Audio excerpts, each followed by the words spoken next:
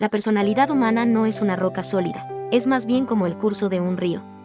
En su estado natural, el agua fluye, se adapta a las piedras, se evapora y se renueva. Sin embargo, cuando las drogas entran en la vida de un ser humano, ese río se transforma.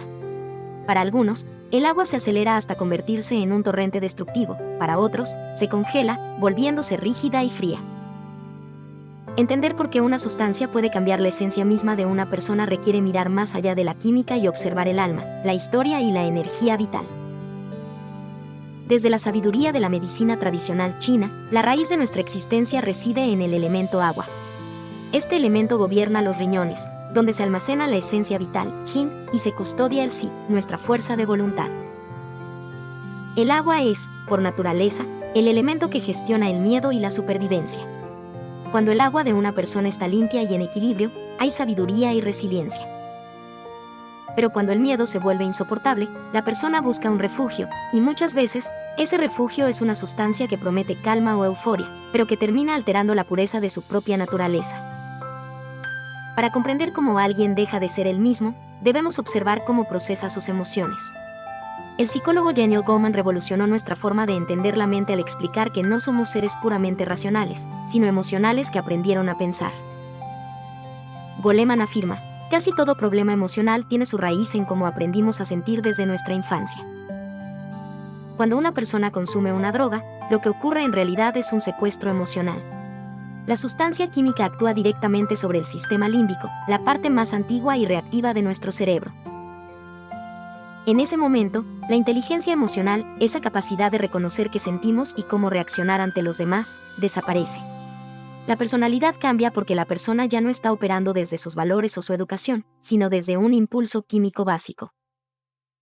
Una persona que en su estado natural es empática y suave, bajo el efecto de una sustancia puede volverse fría y egoísta. No es que haya dejado de ser buena, es que su capacidad de conectar con el otro ha sido desconectada por la droga. La infancia, donde se formaron sus primeras herramientas emocionales, suele ser el lugar donde el agua empezó a enturbiarse, dejando un vacío que la sustancia intenta llenar, aunque sea de forma destructiva. Si Goleman nos habla de la química de las emociones, el psiquiatra Carl Jung nos invita a mirar en las profundidades de la psique. Para Jung, la personalidad es un equilibrio entre lo que mostramos al mundo y lo que ocultamos. Jung enseña: lo que niegas, te somete, lo que aceptas, te transforma. Él hablaba de la sombra, ese baúl donde guardamos nuestros traumas, nuestros deseos prohibidos y nuestros dolores más oscuros. En la analogía del elemento agua, la sombra es el fondo del océano, es el lugar donde la luz no llega. Muchas personas recurren a las drogas porque tienen un miedo atroz a encontrarse con su propia sombra en el silencio de la sobriedad.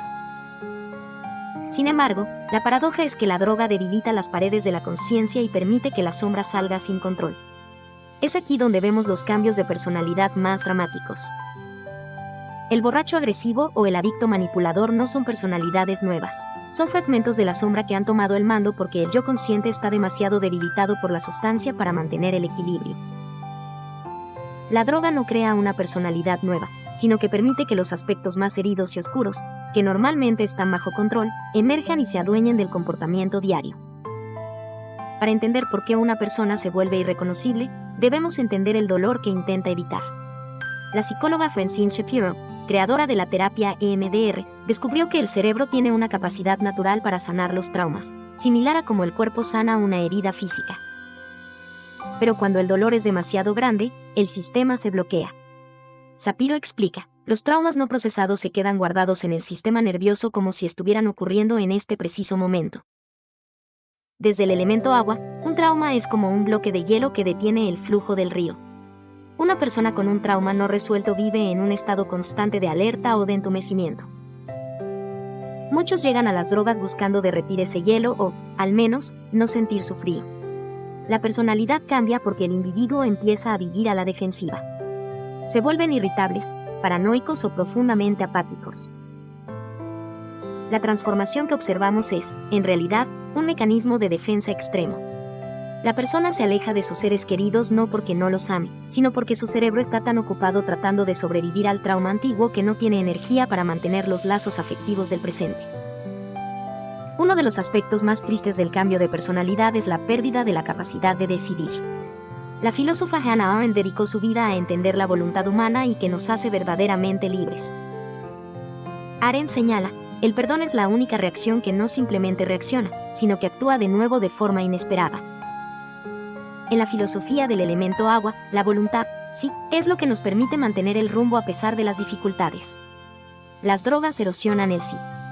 Cuando una sustancia altera la química cerebral, la persona pierde su capacidad de acción y se queda solo con la reacción. Se vuelven esclavos de la necesidad de la sustancia.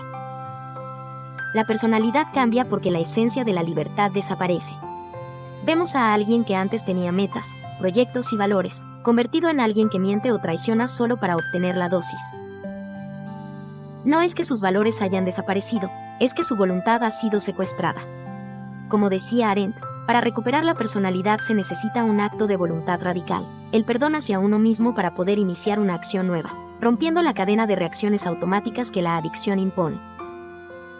El filósofo Alan Watts, conocido por traer la sabiduría oriental a Occidente, siempre insistió en que el secreto de la salud mental es la aceptación del presente y el fluir con la vida. Watts decía, la única manera de darle sentido al cambio es sumergirse en él, moverse con él y unirse al baile. Las drogas son un intento desesperado de detener el baile. Son una forma de intentar que el agua no se mueva, de quedarse en un estado de euforia permanente o de olvido absoluto. Pero el agua, por definición, debe moverse. Cuando una persona intenta detener su flujo emocional con sustancias, su personalidad se estanca.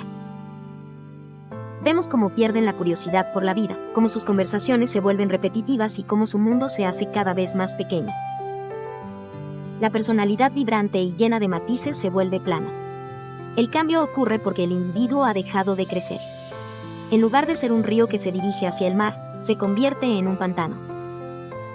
El carisma y la vitalidad que antes tenían se apagan porque ya no están intercambiando energía con la realidad, sino solo con su propia química interna. Finalmente, debemos entender que detrás de cada cambio de personalidad por drogas hay una pérdida.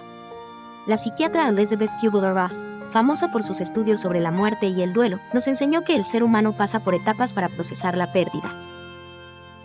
Kubler-Ross afirmaba, las personas más bellas que hemos conocido son aquellas que han conocido la derrota, el sufrimiento y la lucha, y han encontrado su salida de las profundidades. Cuando una persona cambia por las drogas, está atravesando un duelo no resuelto. Puede ser el duelo por un ser querido, por un sueño roto o por su propia infancia perdida. El comportamiento errático, la ira y la depresión que vemos son etapas del duelo que se han quedado congeladas por la droga.